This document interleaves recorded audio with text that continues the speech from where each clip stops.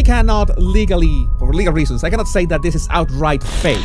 I will show you some videos. Narcissistic women dancing, heavily pregnant at 39 weeks, 35 weeks with their bellies out on TikTok. Did Meghan Markle fake her pregnancy? The headline echoed like a thunderclap through the quiet night, marking the opening of a national evening news broadcast. For the first time, a mainstream television network dared to name names and directly pose the most serious question about the woman who once shook the foundations of the royal family. Was Meghan's entire pregnancy nothing more than a carefully orchestrated performance? Within moments, a storm of controversy erupted. Major broadcasters immediately jumped in, launching a wave of rapid-fire panel discussions. Why were there no images of Meghan giving birth at the Royal Hospital? Why did her ultrasound photos appear to be edited and duplicated? Suspicion spread with alarming speed, dragging both Meghan and the royal family into an unprecedented media whirlwind. And if all of it were true, what could have driven Meghan to gamble the honor of the monarchy on such a charade? And why of all times did the British press choose this moment to bring everything back into the spotlight? Part 1, a shocking report from British television. On Saturday evening during Sky News' primetime slot on a channel widely regarded as one of the most objective in the UK, viewers across the country were stunned by the appearance of a special report, Meghan Markle and the unanswered questions about her pregnancy journey.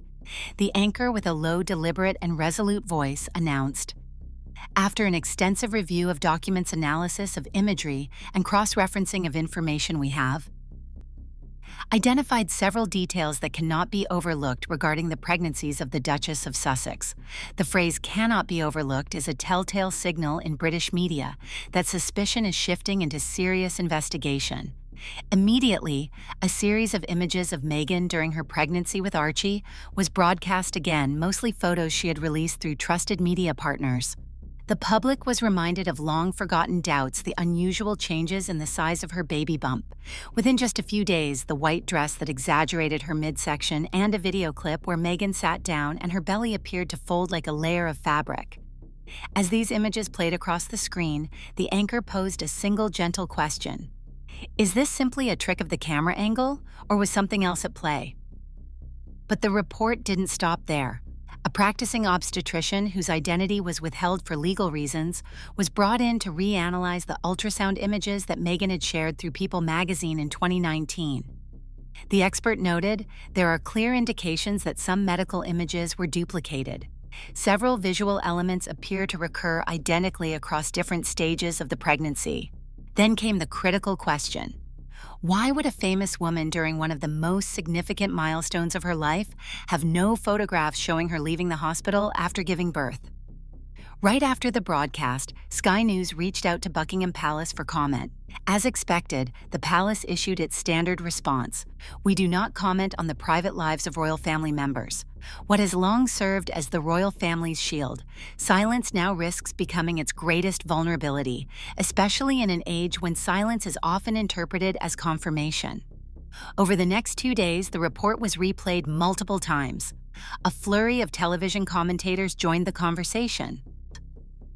On BBC Radio 4, a seasoned reporter posed a subtle question. If this were nothing more than a baseless rumor, why has it lingered so long and never once been refuted with a simple piece of medical evidence? On social media, the hashtag #FakePregnancy unexpectedly surged back into the trending charts after nearly 3 years of dormancy. From ITV to Channel 4, major broadcasters all opened community discussions on the controversy, though none yet dared to make a definitive claim. It's crucial to stress no mainstream newspaper has confirmed that Meghan ever faked a pregnancy. But the tone has shifted. They are no longer defending. They are no longer dismissing.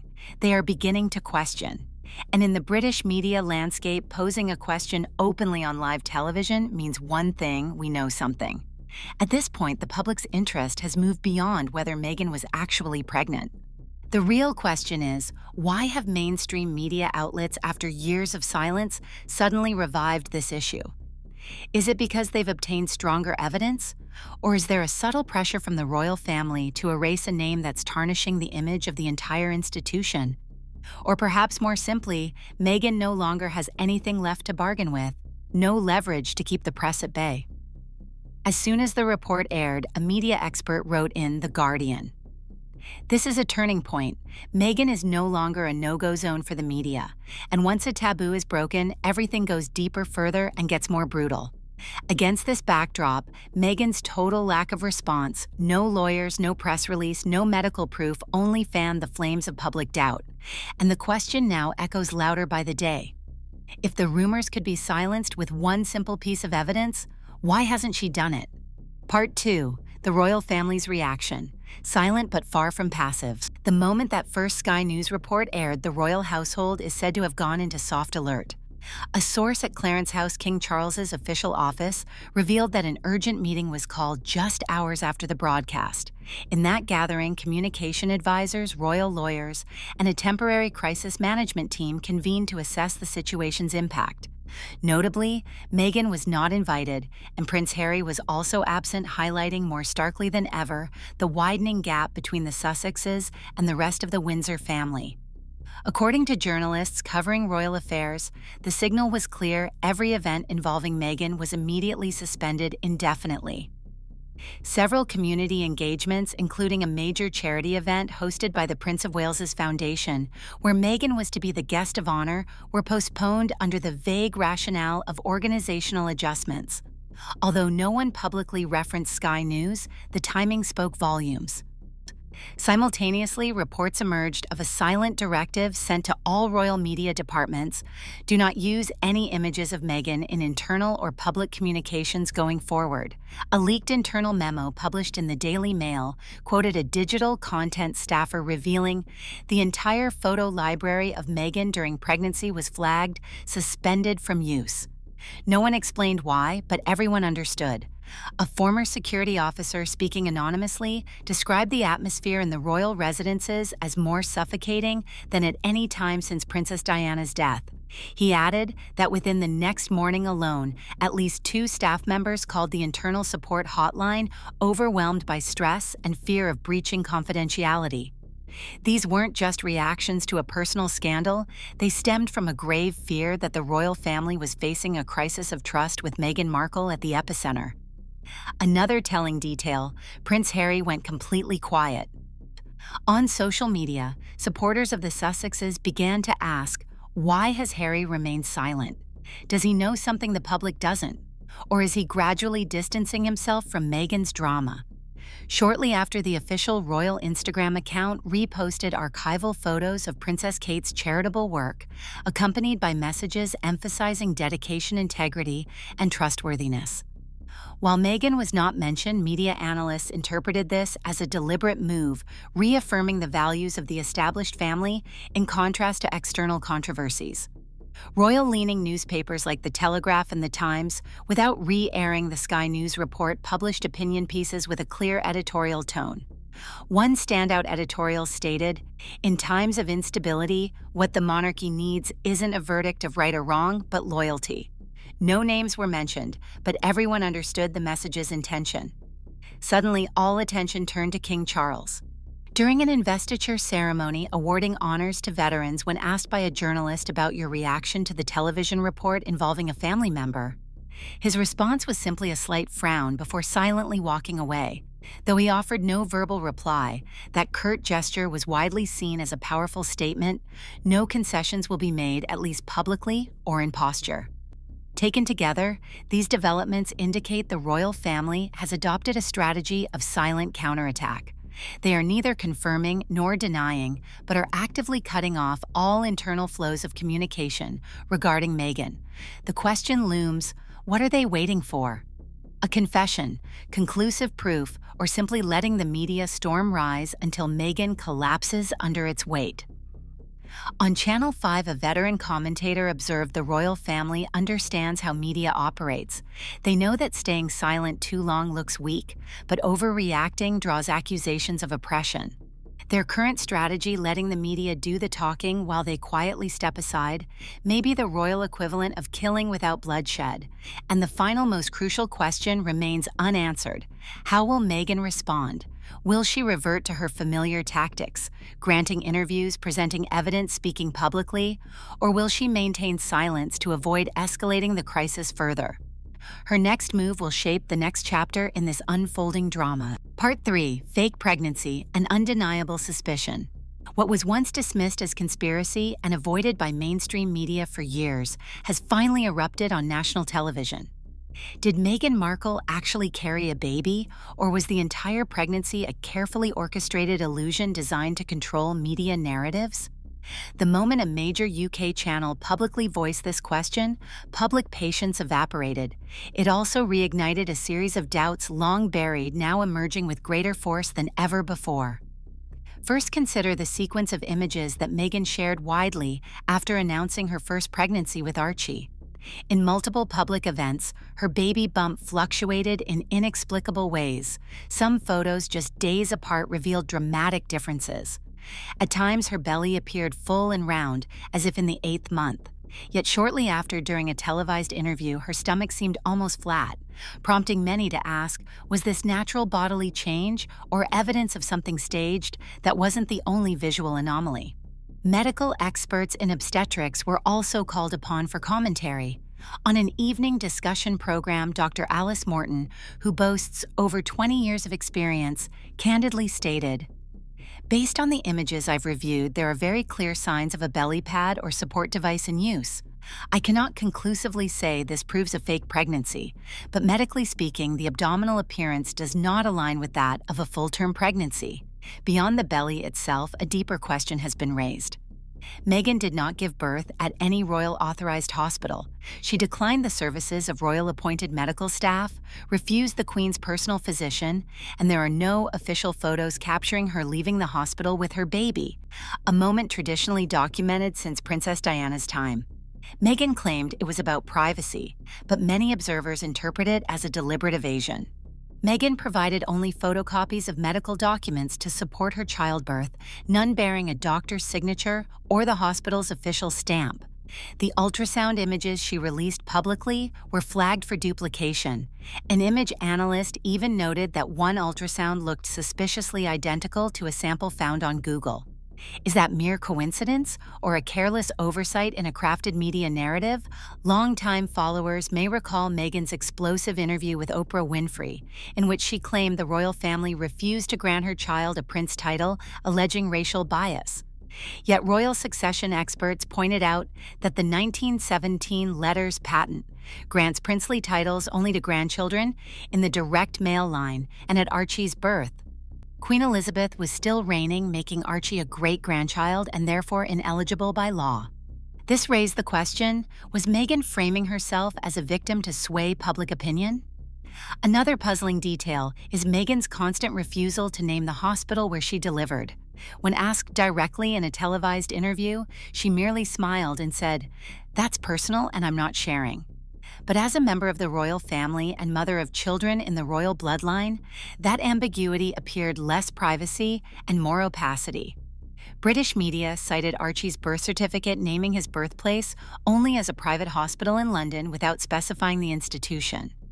Oddly, every other royal child, George, Charlotte, and Louis, has had fully detailed, transparent, publicly verified birth records. At this point, the public must ask a critical question: if Meghan truly was pregnant, why is nearly every aspect of her pregnancy shrouded in mystery? Conversely, if she was not, where did the baby come from? Was it through surrogacy, a private adoption with concealed details? Each question opens an entirely new door where the truth becomes murkier and far less predictable than before. Some viral online theories even suggest that Meghan ordered a baby and hired a professional team to craft a media spectacle, showcasing a glamorous yet wounded modern motherhood. Former palace staff have allegedly revealed Meghan was obsessed with projecting a modern mother image.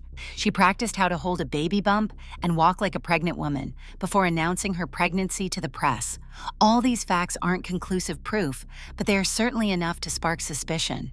And when doubt overpowers belief, the image of a strong, justice-seeking, empowered woman begins to crumble. Then people no longer ask, is Meghan a good mother? They ask the darker question, did Meghan actually ever become a mother? Part 4. The Media and Blatant Performance. If there is one thing Meghan Markle has mastered even more than guarding her private life, it is the ability to manipulate the media. From the moment she officially joined the royal family, Meghan was more than just a royal. She became a fully fledged media product deliberately crafted, strategically released, and constantly reshaped to serve specific goals. But once British media began to question the authenticity of her pregnancies, the entire media narrative surrounding Meghan suddenly looked more suspicious than ever. It no longer felt like natural responses, but rather a meticulously prepared campaign. It's important to note that Meghan is no stranger to the entertainment industry. With her background as an actress, blogger, and spokesperson, she knows full well the power of image and messaging.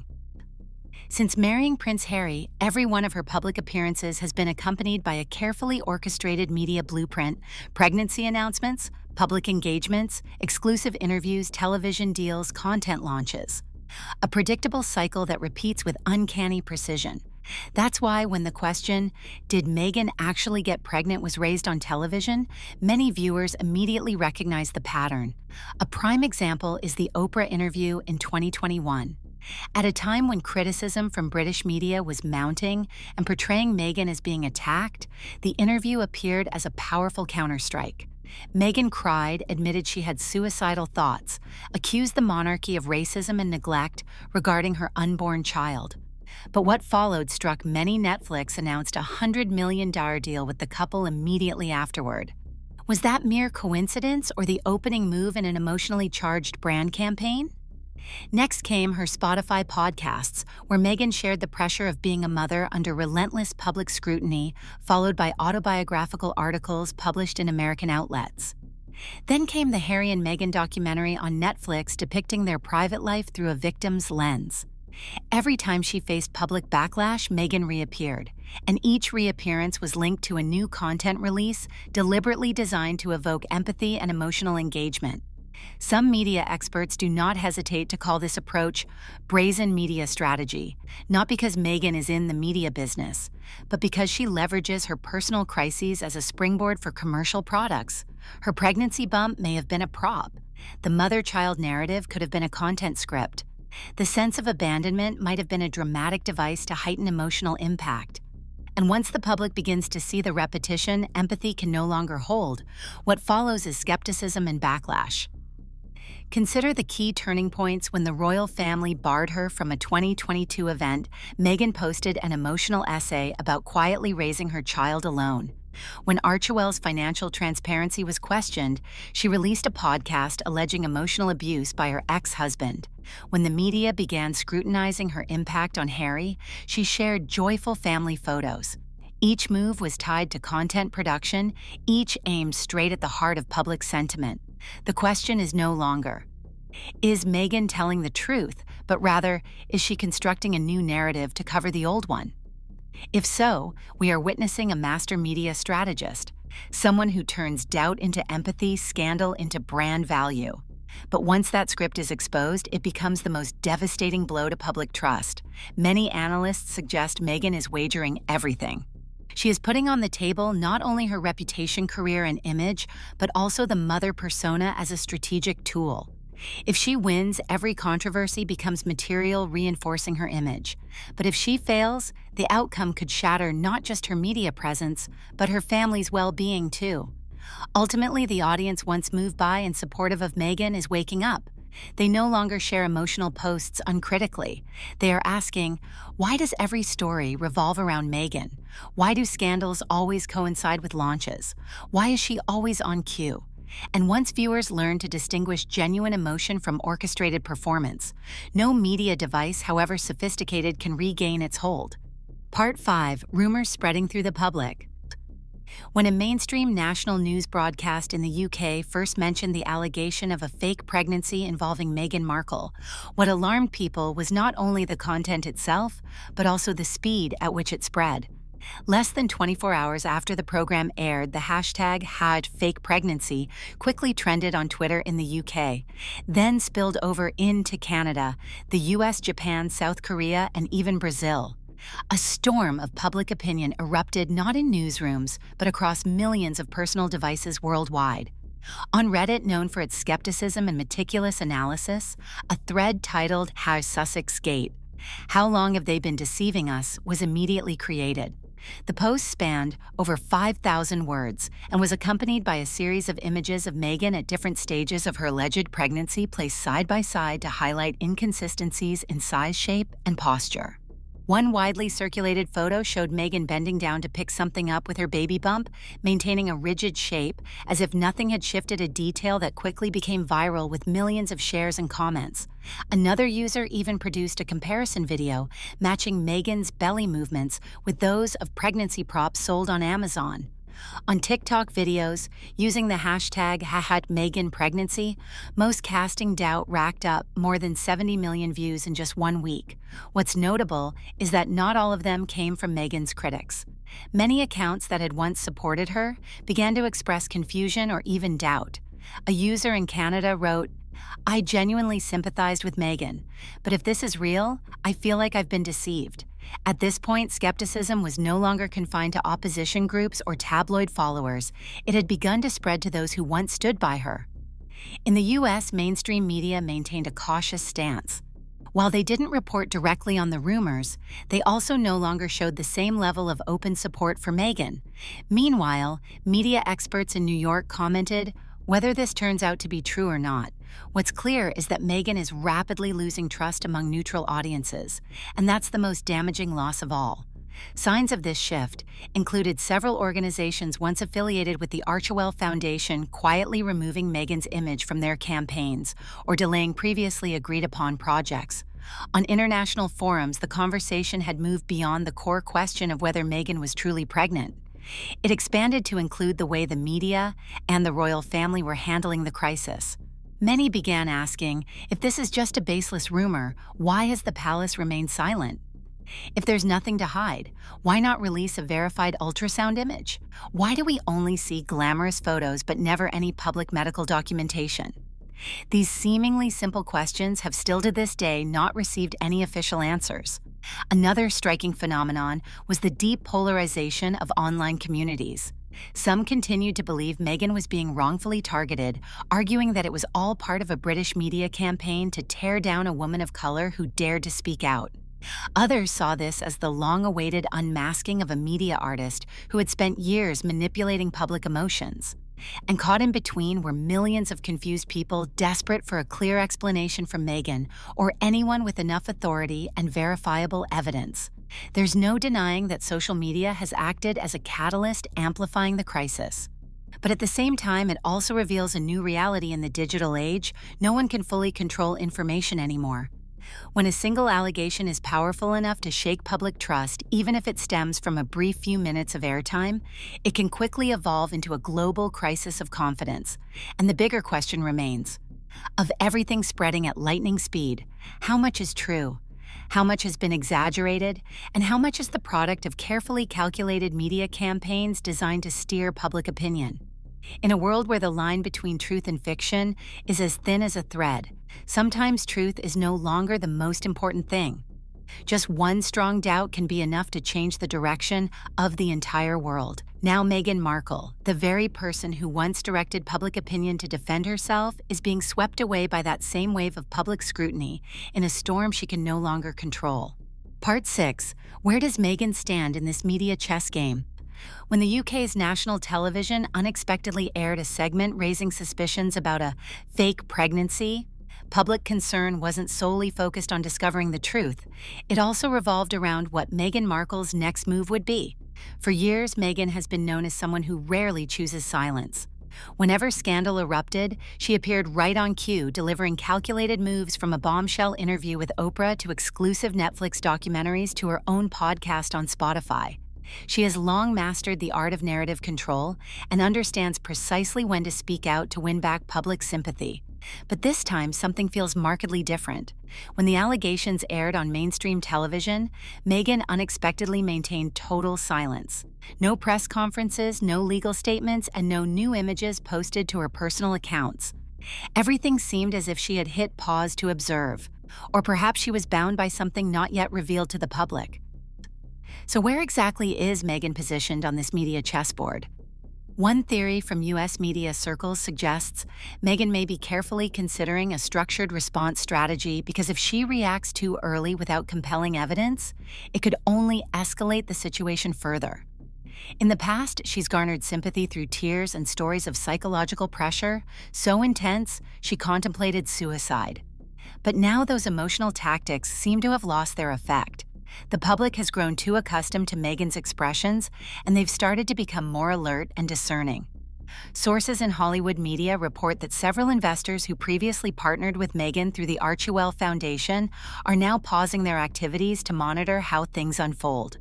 This suggests Meghan's credibility is now a double-edged sword. If she survives this crisis, she may flip the narrative in her favor. But if she fails, the gates of media support may close on her little by little. Other media experts speculate that Meghan may be quietly preparing evidence for a silent strike, perhaps releasing previously unseen pregnancy photos, publishing ultrasound footage, or appearing alongside her OB/GYN. Yet what troubles observers is this: if she truly possesses definitive proof, why hasn't she presented it right away to silence the rumors? Another possibility has also been raised. Meghan might be constrained by contractual obligations or legal agreements involving the royal family. Let's not forget that the use of Archie and Lilibet's images in multi-million-dollar media deals could very well be subject to strict confidentiality clauses. If that's the case, Meghan isn't just battling for her reputation, she's also caught in the crossfire of financial stakeholders operating behind the scenes. So how is the public responding? Opinion is now sharply divided into two camps. One continues to defend the image of a brave woman daring to confront prejudice, while the other is increasingly skeptical, believing Meghan is playing the victim to mask a series of premeditated strategies. Between those extremes lies a vast, silent audience uncertain of what's true or false, but it's their perception that will ultimately determine Meghan's media fate. A troubling sign that Meghan is beginning to lose control of her image is the changing tone in American media. Publications that once offered unwavering support like People L or the Huffington Post are now adopting a more neutral, measured voice, dialing down the feminist empowerment angle. Even the New York Times recently published a headline that didn't mince words. The Meghan Markle image faces its biggest test yet. Now that her public persona is starting to wobble, what move will Meghan choose next? If she remains silent, she forfeits control of the narrative. If she responds weakly, she risks being perceived as evasive. But if she reacts too aggressively without solid proof, it could backfire spectacularly. This is the dilemma of someone who once held the upper hand in media strategy, but is now being cornered by the very force she used to manipulate. And that is why this final section doesn't offer a conclusion, but leaves you with an open-ended question. How many cards does Meghan Markle have left to play? If the image of the modern mother she so painstakingly constructed collapses, can she rebuild public trust, or will everything fade into a brand that echoes only faintly with time? The suspicion surrounding Meghan Markle's alleged fake pregnancy is no longer just a rumor whispered in the shadows. When national television officially brought it up, the entire United Kingdom fell into stunned silence. But what is the truth, really? A meticulously orchestrated performance, or a profound injustice that has never been fully told? The public has the right to question, to be skeptical. But what about Meghan? Does she have anything left to say? What do you think? Share your thoughts in the comments below. Hit like if you find this story thought-provoking, and don't forget to subscribe to the channel to follow the unfolding twists of a story that is far from over.